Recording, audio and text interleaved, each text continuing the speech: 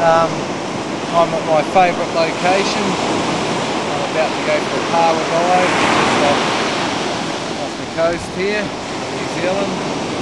Paua's Abalone, and it's exclusive to New Zealand, I believe. Much sought over after for Paua poachers and stuff. But I'm only here to take the legal limit, which is 10 125mm long ones. Got the Paua float with the 125mm long measure here, so I should be all kosher as long as I don't break it. Right. See how long it takes me to gather them.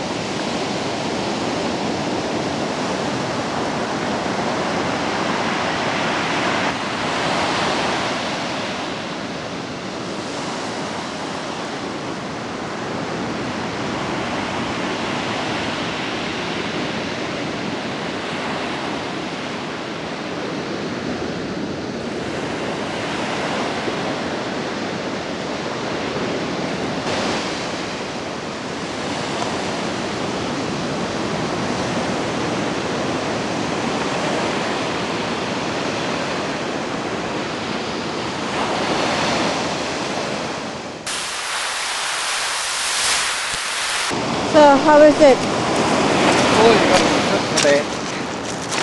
14 minutes past. Where's your watch? Standing on it all sand.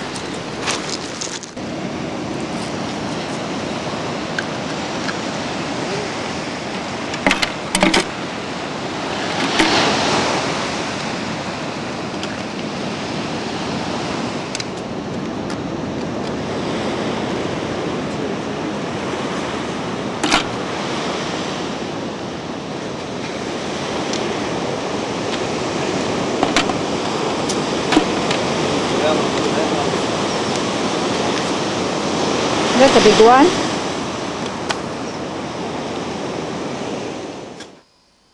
Right, well I've just come back from the foreshore and seabed, and here's my 10 slugs. And I'm going to now show you how I process them. There is many different ways. Some people prefer steaks, others prefer slicing and thinly and frying them.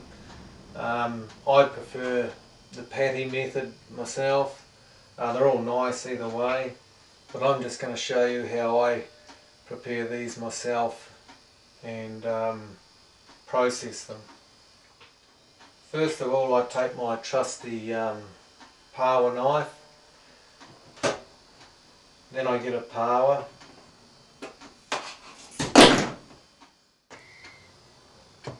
Might be pretty hard to see, but I get in under one end, and that sort of lifts him off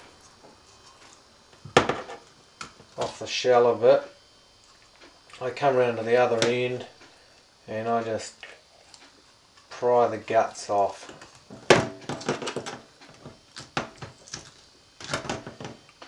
And that's the first stage there.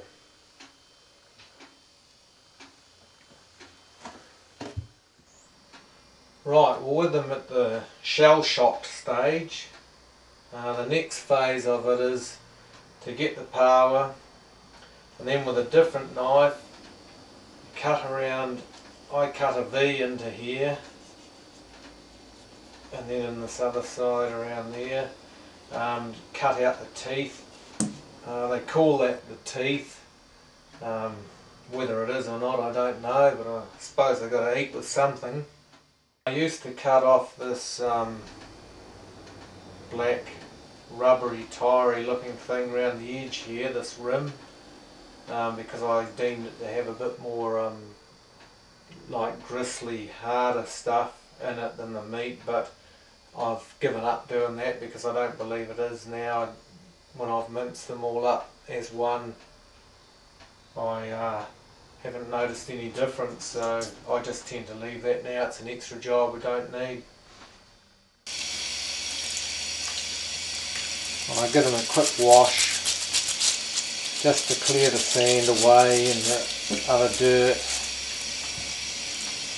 and the remnants of the gut. Get in under that there flat.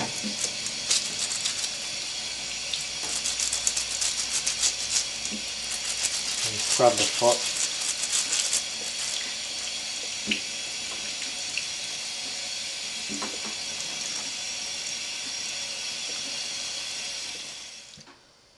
Right, with all them processed thus far, the next step is to get some onions. How I do mine is I do 2.5, so 10 Paua make 4 feeds, so I do 2.5, and I put about half a reasonable size onion in with each 2.5 Paua, so that's about 2 onions per 10 Paua. Right, well now it's into the blender.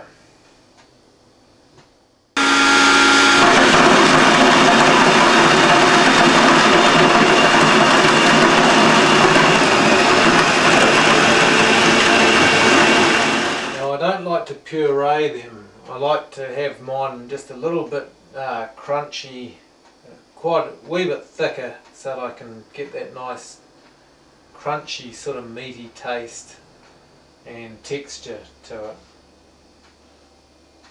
Right, well it's now dinner time and I'm about to do my cook up. How I do this is I put a cup full of flour in and I put a teaspoon of baking powder, and then I just add a bit of salt and pepper to suit, and 1 egg, and then I just use water to mix it, and then tip it in.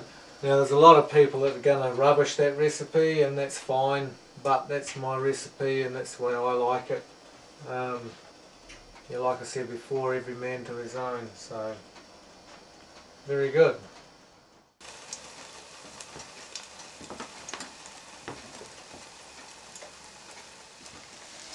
Now look at all that nice brown tone to it.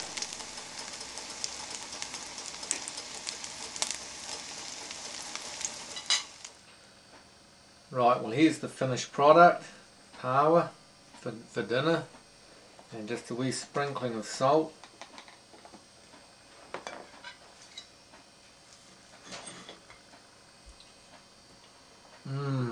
It tastes as good as it looks. Hope you've enjoyed the video.